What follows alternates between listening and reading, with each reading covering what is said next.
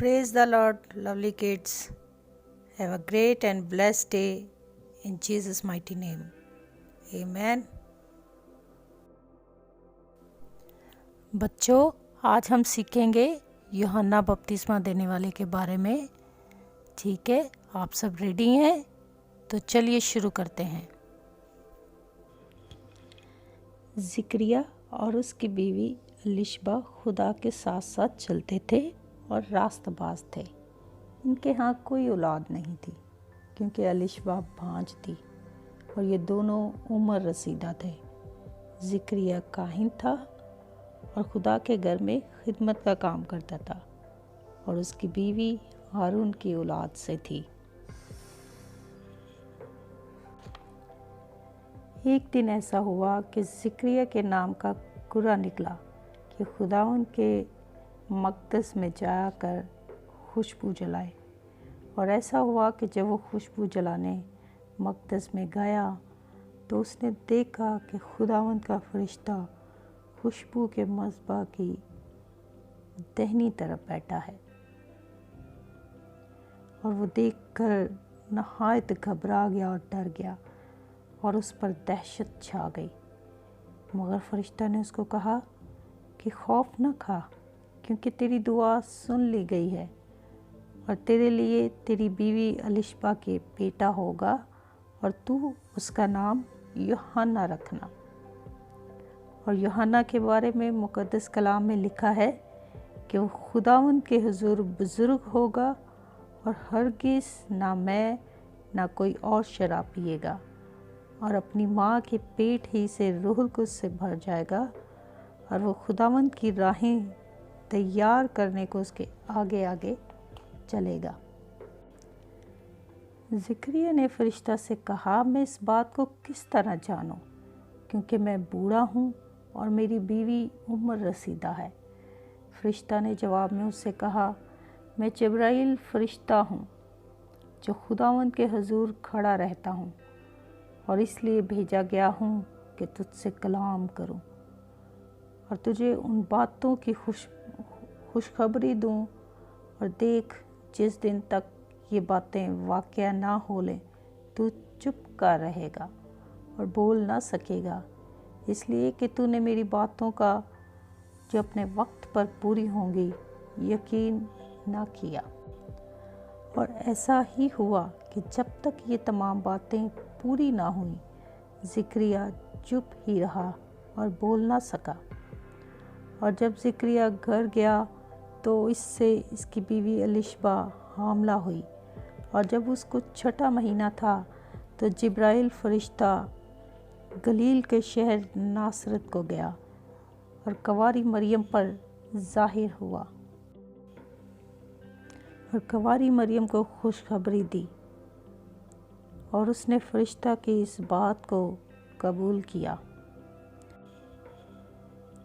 और फरिश्ता ने कहा, देख, तेरी रिश्तेदार एलिशबा को भी बुढ़ापे में बेटा होने वाला है और उसको जो 5 कहलाती थी 6वां महीना है। और जब फरिश्ता मरियम के पास से चला गया और मरियम अपनी रिश्तेदार एलिशबा के घर गई और सलाम किया। और जैसे ही एलिशबा ने मरियम की आवाज़ सुनी, उसका सलाम सुना, तो वो रूह कुद्स से भर गई और बच्चा उसके पेट में उछल पड़ा। और एलिशबा बुलंद आवाज़ से पुकार कर कहने लगी कि तू औरतों में मुबारक और तेरे पेट का फल मुबारक है। और इसी तरह मरियम भी खुदावंद की हम्द व तारीफ़ करने लगी और खुदा के बड़े कामों की तमजीद की। और मरियम 3 महीने के करीब उसके साथ रहकर अपने घर लौट गई। और वो वक्त आ गया जब एलिशबा के यहाँ बेटा पैदा हुआ और उसके पड़ोसियों और रिश्तेदारों ने उसके साथ खुशी की और खुदावंद की हम्द की। और 8वें दिन जब उस बच्चे का नाम रखने का वक्त आया तो उसका नाम यूहन्ना रखा गया। और इसके बाप से पूछा गया कि उसका नाम क्या होना चाहिए। उसने लिख कर बताया कि उसका नाम यूहन्ना है, क्योंकि ज़िक्रिया बोल नहीं सकता था, मगर उसी दम उसका मुंह और ज़ुबान खुल गई और वो बोलने लगा और खुदा की हम्द करने लगा। और इन तमाम बातों का चर्चा फैल गया और यूहन्ना का बाप ज़करिया रूहुल कुद्स से भर गया और नबूवत करने लगा। उसने उस लड़के यूहन्ना के बारे में कहा कि ए लड़के, तू खुदा ताला का नबी कहलाएगा, क्योंकि तू खुदावंद की राहें तैयार करने को उसके आगे आगे चलेगा। बच्चों, आपको पता है ज़करिया ने खुदा के फरिश्ता की बात का यकीन नहीं किया था, इसलिए जब तक यूहन्ना पैदा नहीं हुआ था तब तक उसकी आवाज़ बंद रही थी। और यूहन्ना जो है वो बढ़ता गया और आपको पता है खुदा की क़ुव्वत में बढ़ता गया और खुदा के कामों में भी बढ़ता गया।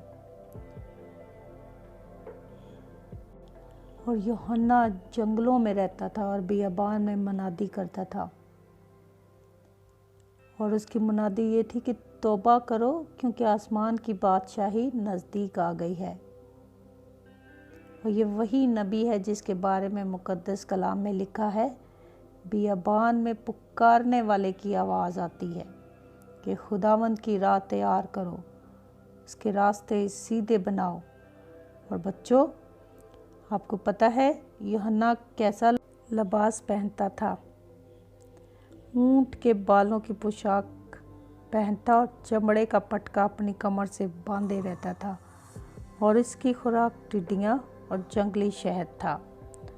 और वो दरियाई यरदन पर लोगों को बपतिस्मा देता था। और यीशु ने भी गलील से यरदन के किनारे आकर यूहन्ना से बपतिस्मा लिया और यही वजह थी कि यूहन्ना का नाम यूहन्ना बपतिस्मा देने वाला पड़ गया। आज की आयत मत्ती की अंजील 3 बाब और उसकी आयत नंबर 2। तौबा करो, क्योंकि आसमान की बादशाही नज़दीक आ गई है। आमीन।